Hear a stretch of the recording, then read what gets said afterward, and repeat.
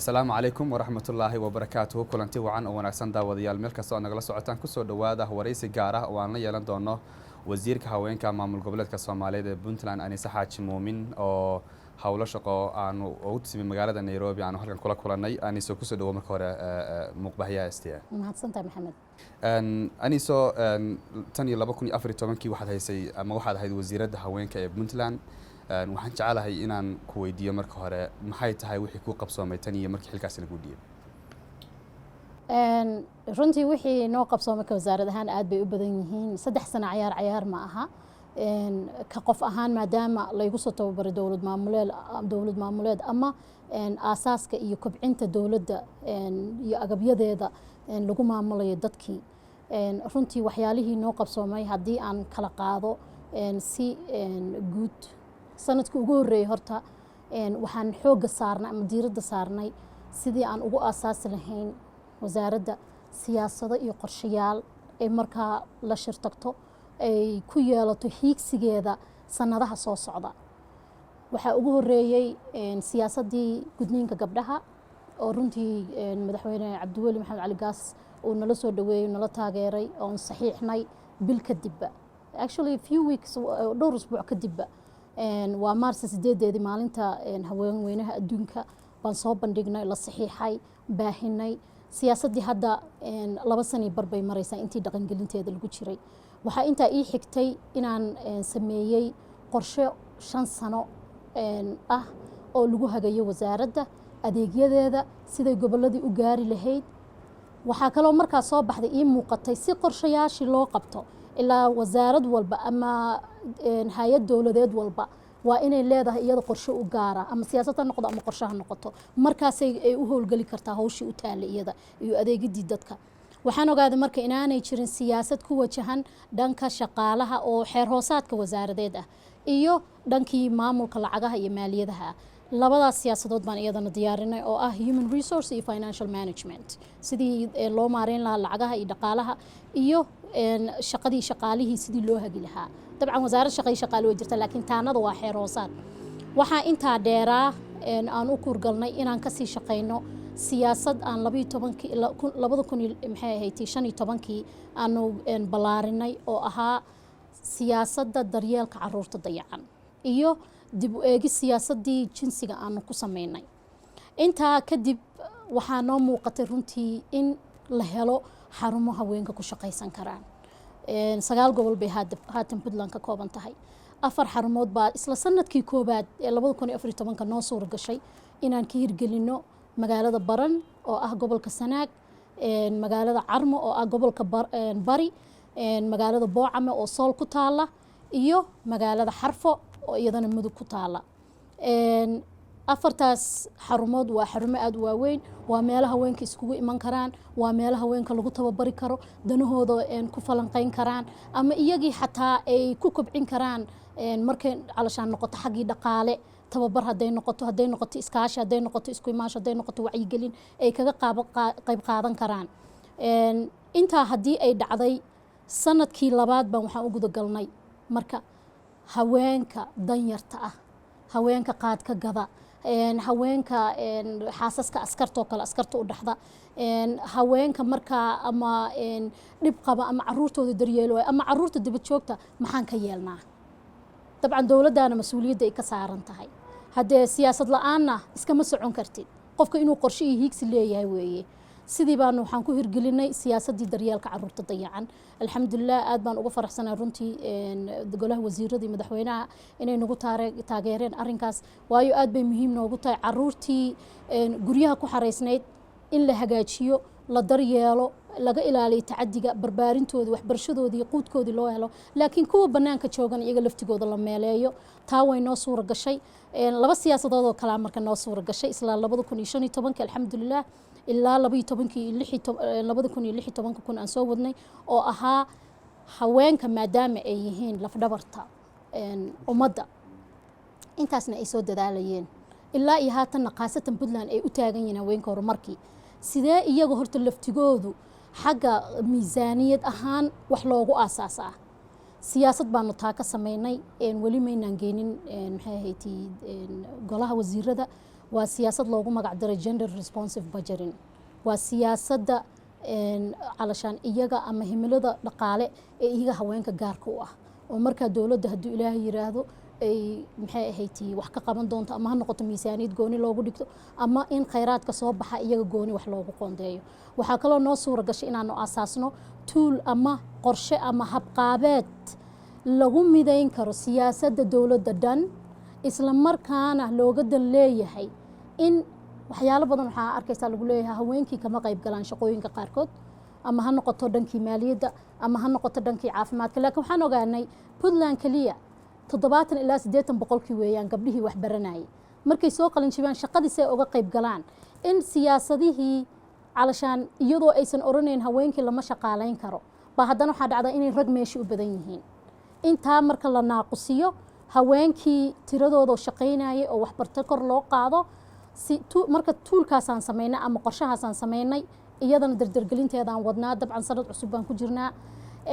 waxaa kaloo jiray oo aad nasiib wanaag u ah inaanu aasaasnay xarun naafada loogu talagalay dadka curyaanka ah lagu daweeyo alxamdulilaah isla markaana la ballaarin doono meelay ku tababartaan iyagii lagu kobciyo hadduu leerada laga aasaasi doono waxaa jira marka xarumo badan oo sida hadda mid gacanta laga jari doono kol dhow xarun weyn oo wasaaraddu ay leedahay xaruntii ugu horreysay oo lahaanaysa meel caruurta lagu hayo meel dadka lagu tababaro meel naafada ay imaan karto bay noqonaysaa may wasaaradda kiro kuma jirto actually waxay ka mid tahay wasaaraddeena wasaaradda ugu dhululka badan wasaaradaha Puntland ka jira dhul aanu leenahan hadda degannahay marka laakiin markaan ka guurno dhulka aan u guurayno waa dhul weyn labo wuxuu leeyahay meel gabdhihii ka shaqaynaya ama shaqaalihii wasaaradda caruurtooda keensan karaan xataa dowladda shaqaalaheeda ay keensan karaan oo meesha lagu hayn karo waxay kaloo leedahay meel u dhow oo iyadana ah xarun loogu talagalay oo rabno inaanu ku daafurno daryeelka ama maxay ahayd tabantaabinta iyo daweynta dadka dhibanayaasha ee tacadigu uu haleelay waayo taas haatan kama jirto Puntland laakiin dhulkaasoo la dhisay oo diyaar u ah ayaanu danaynaynaa haddii la yiraahdo inaanu halkaas ka aasaasno barnaamijkaas insha Allah waa tahay waxaad soo hadal qaaday in dadka tacadiga loo geysto ee lagu xadgudbo ayaamahan dambe waxaa jirtay arrin si weyn bulshada Soomaaliya dhexdeeda ay u hadalhayeen oo ku saabsan arrin ka dhacday Galdogob oo gabadh halkaas lagu kufsaday inkastoo ay laba gabdhood ahaayeen laakiin muuqaalkii la soo duubay uu hal gabadh muujinayay wasaaraddaadu jawaab noocee bay ka bixisay arrintaas oo ahayd mid xanuun badan wasaaradda jawaabtii ugu horreysay ka bixisa waxay ahayd kow inaanu annagu tagnay gobolka Mudug oon booqanay gabadhina aan ku hubsanay meel cisbitala oo lagu daweeyo oo markaa la talin iyo loogu sameeyo dawooyinkii iyo tabantaaminta ay u baahnayd labo reerkan iyaguna si gaar aan u ogeyn wasaaraddana mar walba markii arrimahaas oo kala dhacaan waxay iska saartaa xil in ay hore u dardargeliso adeegyadii loo baahnaa kiiskaasna waa kiis aad u weyn dabcan waa kiiskii ugu horreeyay Puntland ka dhaca ee markaas intii dambiilayaashii ay wixii duubeen falkii ay soo baahiyeen oo baraha bulshada ay soo dhigeen taasna waa mid diinta ka soo horjeeda maadaama kiiskaas hadda lagu guda jiro dabcan culimadan la kaashanay guddi baa loo saaray madaxweynuhu wuu ka hadlay marka xeer ilaalinta waa ku jiraan culimada ku jirta insha Allah biidnillaahi kariim waxaana la marinayaa dambiilayaashaas sida xaqa waxa diintu ay ka qabto hadduu ilaahay yiraahdo waa gartay tabinta dhacdadaas dad badan baa ka shaqeeyay warbaahintu qayb weyn bay ka qaadatay inay barnaamijkaas ay tabiyaan arrinta dhacdadaas gabadha ku dhacday laakiin Puntland waxaa jira warbaahinta qaybtood inay u sheegtay inaanay tabin arrin ku saabsan dhacdada Galdogob ka dhacday adigana wasaaradda haweenkaad maanta wasiir u tahay oo arrintan ay ka hoos imaanaysaa maxay tahay jawaabta ama waxa sababta u ah in dawladdu ay ku dhiirato inay tiraahdo wariyaashu ma baahin karaan dhacdo saas oo kale ah horta dawladda kolleyto halka wax haddii ayba dhacdayba hawarinaya u tiri in wax horta laga hordhaco ma wanaagsana waxaa jira xukunkaasaan dhammaanteen sugaynaa dabcan waan ka hadalnay inagoo dhan anigaa ka hadlay wasiirka cadaaladda ka hadlay xeer ilaaliyaha ka hadlay madaxweynaha ka hadlay inaan waxaan aan xaal mastuur lagu dhameeyo sida sharciga lagu dhameeyo isla markaana dawladda ay mas'uuliyad buuxda ka qaadanayso in dambiilayaasha la mariyo wixii markaas xukunkooda uu noqdo. ta kale gabadha yarta ah keliya ma aha dembigan wax laga galay, bulshadaa laga galay, waana wax soo noqnoqon kara, waana wax u baahan tusaale weyn in laga qaato. taasaan culummada u xil saarnay, taasaan guddiga u xil saarnay. dabcan xukunkii oo dhicin wax buunbuuninteedii waxba ma tarayso, waayo qofkii markii isaga uu wariyaha isaga laftigiisa waa qof professional, waxaa looga baahan yahay in mas-uuliyadda uu qaato wixii hubo oo saxa inuu baahiyo. laakiin wuxuusan hubin hadduu baahiyo maxay ka macno tahay markaas qofka wariyaha sharafta goonida uu ku raadinayo ama uu rabo in lagu aamino maxay tahay? waayo wariyuhu waa qofka muhiimka u ah baraha bulshada oo la rabo in wixii saxda ahaa loo soo wariyo ummaddii markaas aan wixii ka warqabin. wixii xaqa ha la wariyo, laakiin wixii markaas haddii laga hor dhaco dee wax mala awaalaan markaas sheegaynaa. dabcan waa tahay waxaa jirta arrinta kufsigu waxay u muuqataa in muuqaalkani uu baahiyey inay tahay arrintani ama loo micnayn karaa inay tahay arrin si weyn uga jirta deegaanada Soomaalida gaar ahaan Puntland, gaar ahaan xeryaha dadka qaxootiga ay degan yihiin oo kale ama bulshada dhexdeeda oo kale. wacyi noocee bayna siinaysaa marka aad uga tusaale qaadanaysaan dhacdadii Galdogob ka dhacday idinkoo qiyaasaya heerka kufsiga ama ay jiraan telekoobka aad haysaan uu yahay mid soo taraya? horta mid isa soo taraya ma aha kufsiyada kiisaska, waayo innaga waan ka warqabnaa. bishiiba 2 jeer ayaanu kulan qabanaa oo ay hay-adahan la kaashanayno, wasaaradaha ay qusaysaan la kaashanayno, sida wasaaradda cadaaladda, xeer ilaalinta, community police jira ama askarta bulshada kale la shaqaysa. marka aan ka fariisanayna waxaan ka hadalnaa kow imase kufsi baa dhacay, maxaa laga qabtay, maxaan laga qabanin, maxaa hadda taagan oo laga qabanayaa. marka dabcan kufsigaas wuu dhacay. dhowr kufsi oo kaleeto hadda Garowe way ka dhaceen, gabar yar mid ay ku dhimatay iyo mid kaleeto oo iyadana maxay ahayd xaal mastuur lagu dhameeyey. innaga marka ka dowlad ahaan waxa aan ognahoon ka warqabno oo reerka ay toos noogu yimaadaan sida cadaaladda ahaan ugu dhaqaaqnaa. laakiin caqabado kale oo waxaa jira aalaaba in reerkii iyaga ay waxoodii qarsadaan, xaal mastuurkii galaan, dhaqaale qaataan, xataa qaarkood gabdhihii laga diro magaaladii oo baadiye loo diro. taasna waxay keenaysaa in bulshada laftigeeda ay ka qayb qaadanayso ballaarinta ama maxaa la yidhahdaa faafinta dembiyada ummadda ka hor imanaysa, khaasatan haweenka iyo gabdhaha. marka haddii aabbihii uu qaato dhaqaale, gabadhiisii uu xuquuqdeedii iloobo, innaga kiiskaas markaan ka warqabno waa ka daba tagnaa. maxay tahay tallaabada qaadaan marka? tallaabadan qaadna waxay tahay maadaama dembi ummadda laga galay ay tahay, qofkii waa soo qabanayna waana soo xiraynaa. waa tahay qofka dembigaa galaa ee kufsi sameeya ama wadar ha loo sameeyo ama kelinimo ha loo sameeyo, marka sharciga aad gacanta ku dhigtaan maxay tahay qorshaha u digan wasaaradda ama guud ahaanba Puntland ee la waafajiyo qofka? waa 2 shay. midna waxa weeyaan dambiilihii weeyaan, midna waa qofkii dhibanaha ahaa. dhibanaha la talin, dawo iyo daryeelid baan u samaynaa. dambiilahana waan soo xirnaa oo sidii sharciga ahaa xeer ilaalintaan usoo gudbinaa. kadib wixii lagu xukumo ama xabsi ha noqoto ama ha noqoto ganaax ama ha noqoto habab kale oo kala duwan ayaa la mariyaa. waxaan aaminsanahay Puntland waa meesha kaliya oo Soomaaliya 20 sano nin Soomaaliyeed ku xukuntay xabsi,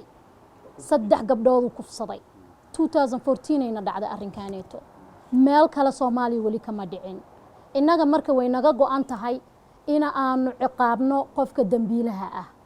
ama ha loo aaba yeelo ama yaan loo aaba yeelin. waayo qofkaas dembiga geysanaya hal qof uma u geysanayo, wuxuu fududaynayaa kana dhaadhicinayaa dambiilayaal kale inay soo baxaan, isla markaasna ay ku dhiiradaan haween ama caruur yaryar oo gabdho ah. taas weeyaan marka taan innaga aan ka hortagayno. laakiin wixii markii ay dhacaan waxaanu samaynaa daryeelkii, la talintii iyo inaan sharcigii raacno, sida diinta ay qabtanaan u raacno. xaal mastuur waxyaalaha ay keento waxa weeyaan haweenka dan uguma jirto xaal mastuurka. xuquuqdooda in la sugana waa wax diintu ay caddaysay, wax innagana waajib naga saaran weeyaan. waxyaabaha aniso laga hortagi karo dhacdooyinkaas xanuunka badan waxaa ka mid ah in bulshada wacyigelin loo sameeyo. muuqaalka u dambeeyay hadda baraha bulshada la soo geliyana dadka falka geysanaya waa dad aad u da'yar. markaad da'dooda aragtid qofka loo geysanaya qof laftiisu da'yar weeye. marka idinku taa ka duulaya maxay tahay tallaabooyinka aad qaadaan si bulshadii ama qaybta da'yarta ah loogu samayn lahaa wacyigelin buuxda oo ku aadan dhibaatooyinka arrintan ay leedahay? horta wacyigelin kala duwan baan sameynaa, ama ha noqoto mid dhalinyarada ama ha noqoto waalidiinta ama haweenka iyo odayadaba. sababtoo waxaan aaminsanahay hal meel kaliya wacyigelinta waxba kama tarayso. dhalinyaradii kaliya haddaa wacyigelisid odayadii baa u baahan, haweenkii baa u baahan in bulshadii marka qayb kasta la wacyigeliyo, laga waramo, si waadaxa looga hadlo, oo waxaan ceebta loo moodayo aysan ceeb ahayn, ay u baahan tahay muhiim. ilaa diinteenni ma dhigaysa in laysku tacdiyeeyo oo laysku xadgudbe inaan diinteenna iyo sunnaheena nabiga calayhi salaatu wasalaam aan raacno. waa waxaan horta isku wacyigelino dabcan, laakiinse iyadoo dadaalkaas uu jiro haddana dhinacyo kaleeto oo waxaan u baahannahay hadda hadduu ilaahay yirahdo inaan anaguna ka abaarno. sharci ahaanse markaan fiirino, qofka hadduu 15 sano jiro uusan waalnayn, uu fayoo yahay, sharciga diinta way qabanaysaa hadduu dembi galo. waxna waxaa jira xataa qofka haddaan laga wacyigelin xumaantiisa iyo samaantiisa uu kala garan karo. tan waxay ahayd wax cad oo xumaan ah oo ula kac ahayd, ma aha wax la oran karo qof waalanaa ku dhaqmay ama qof wacyigelin la wacyigelin waayaa ku dhaqmay. wacyigelinta annaga aan aalaana samaynana 9 gobol waa gaarsiinaa, meelahaan laamiga lahayn xataa ama laamiga ka degsan waa gaarsiinaa, raadiyahan ka gaarsiinaa, raadiyayaasha qaybo kala duwanaa jira oo gaara waa u isticmaalnaa, telefishinkaan u isticmaalnaa. kuwa aan gaari karnana waaba keenaaba, xarunteenaan ku tababarnaa ama xarumaha aan ku leenahay gobolada oo dhan. waayo 9 gobolba xafiisyaan ku leenahay. iyadoo marka taas jirto, dee qofkii dembi galaya kasii maag ugu dhaqaaqaya, sharcigaan qabanaynaayo oo aan ku qabanaynaayo oo la tiigsanaynaa. khaasatanna hadda dee xeerkii kufsigaaba la soo saaro oon haysanaaba oon tiigsanaynaa, oo ah mid diinta ku salaysan. waa tahay Puntland waxyaalaha dhanka dowladda marka laga hadlayo aadka loogu dhaliilo waxaa ka mid ah inaanay badanaa dhaafin dhulka laamiga saaran oo gaalkac iyo booso inta u dhaxaysa ku teedsan. maxay tahay waxyaabaha aad ka qabateen dhulka laamiga ka fog oo ama dhanka waqooyiga ku yaala ama dhanka bariga fog ku yaala? maxamed, horta haddaan arbaca koombaleyda aan ka hadlayno gooni waaye, laakiin haatan dowladda ama maamulka madaxweyne cabdiweli aniga ku hor fadhiyaa tagay 9 gobol oo dhan. madaxweynahana ilaa baargaaluu tagay. waxaan u malaynayaa dadka qaarkood markaan la hadalno gardafuy waa meesha ku shishaysa, jidadka la marana ilaahaa og. madaxweynayaasha horena ma aysan tegin. allailehe cadda muusaan u malaynayaa inuu tegay mar gardafuy, laakiin ilaa buuhoodle ilaa iyo dhurbo meesha la yiraahdo oo dhankaasii qandalo looga soo dhacayo waan tegay. soolna waan tegay oo dhanka waqooyiyadana. xaylaana kol dhaweyd baan tegay maraan gardafuy 2 wiig ku maqnaa. dowladeenna way aadaa gobolada, qiimeyn baan samaynaa, waan u qareennaa ka wasaarad ahaan iyo ka dowlad ahaanba. intaas ka sokow waxqabadka waxbarashada iyo caafimaadka way ka jiraan. caluulaa ugu shishaysa oo gabdhaha laga soo daabuli jiray, isbitaal weyn baa hadda loo dhisay. wasiirka caafimaadka laftigiisa wasiir cabdinaasiraa tagay, dhakhaatiiraa joogta. waxaa jira dad aqoon-yahano ah oo caafimaadka ku shuqul leh. waxaa kaloo jira ugu dhow caluula xaabo meesha la yiraahdo oo leh MCH weyn. baargaal sidoo kale MCH keeda hadda isbitaal baa loo bedelay. waxa weeyaan meelo way jiraan u baahan in la horumariyo, laakiin health posts ku yaala. health posts kaaseeto isbitaal baa ku agyaal oo dadkii markaas lala gaari karo. dhanka waxbarashada iskuulaad baa jira, dugsi hoose dhexe ilaa dugsi sare ah. buuhoodle markaan tegay waxbarasho waa ay ka jirtay ilaa iyo heer agoomaha ah. caafimaadkana dhul baa hadda loo sameeyey, awal dhul ma aysan lahayn.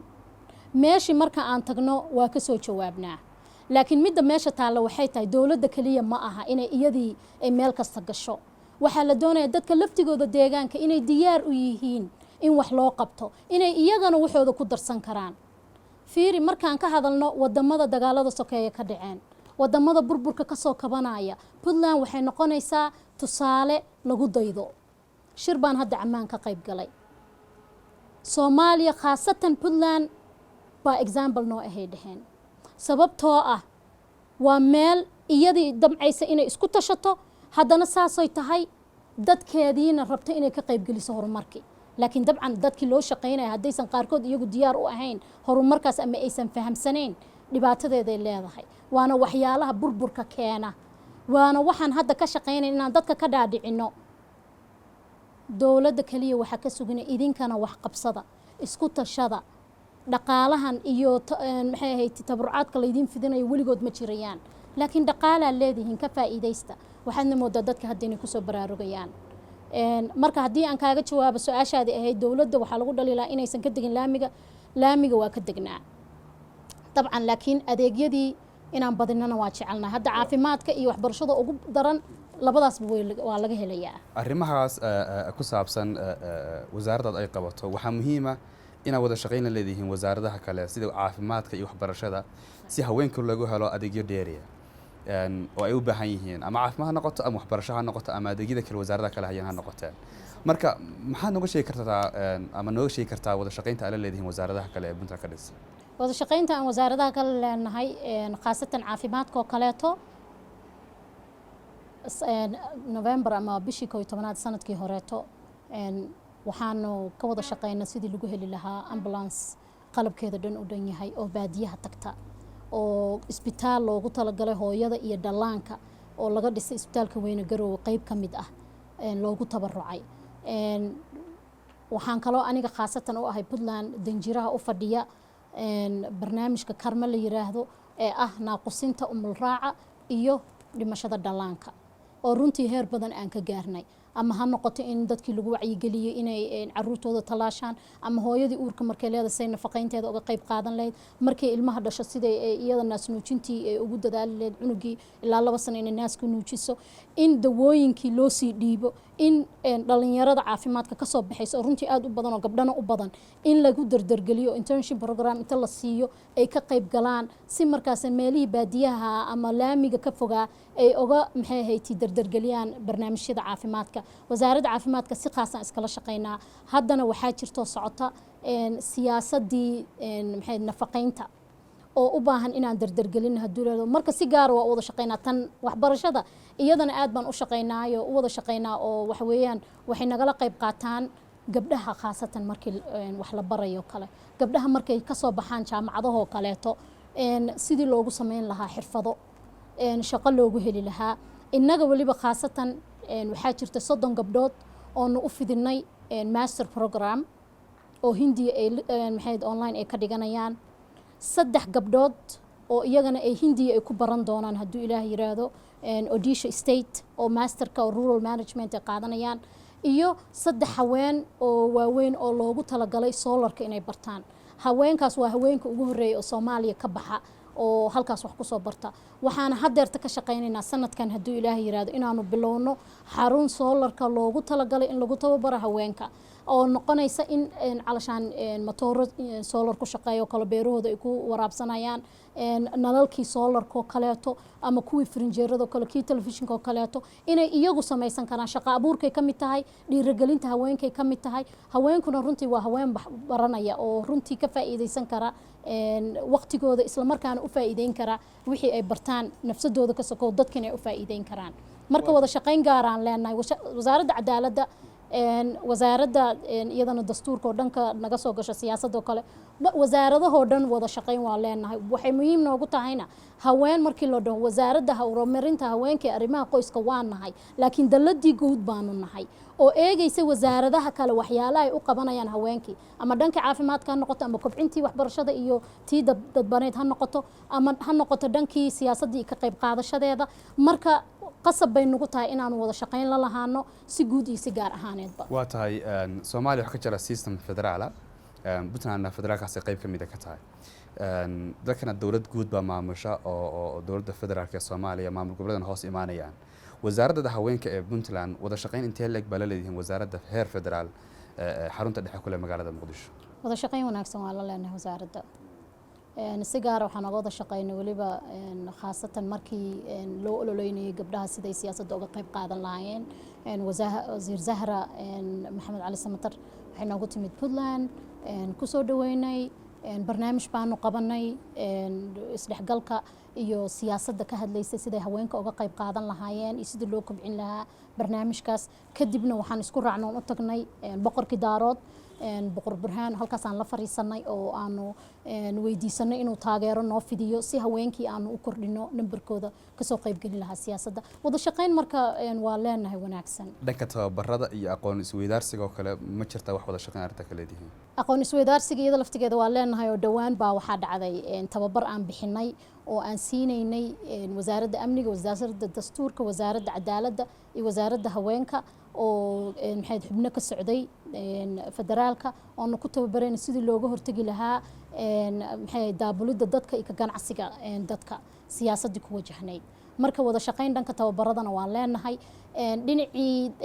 warbixin isdhaafsiga sidoo kalena waan leenahay wayna xiriiraan xubnayaasha kala duwan shaqaalaha labada wasaaradoodba anise aad iyo aad baan kaa mahad celinaa waraysiga khaaska ayaadna siisay waxaan rajaynaynaa insha allah inaan mar kale waraysi kale aan kula yeelan doono waa tahay daawadayaal intaasi waxaanu kusoo gebagabeynaynaa waraysiga aan la yeelanay Anise Xaaji Muumin oo ah wasiirka haweenka ee maamul goboleedka Soomaaliyeed ee Puntland waraysigan waxaa idinla socodsiinaya anigoo Maxamed Yamani intaanu mar kale dib u kulmi doonana daawadayaal waxaan idinkaga tegaynaa sidaas iyo nabadgelyo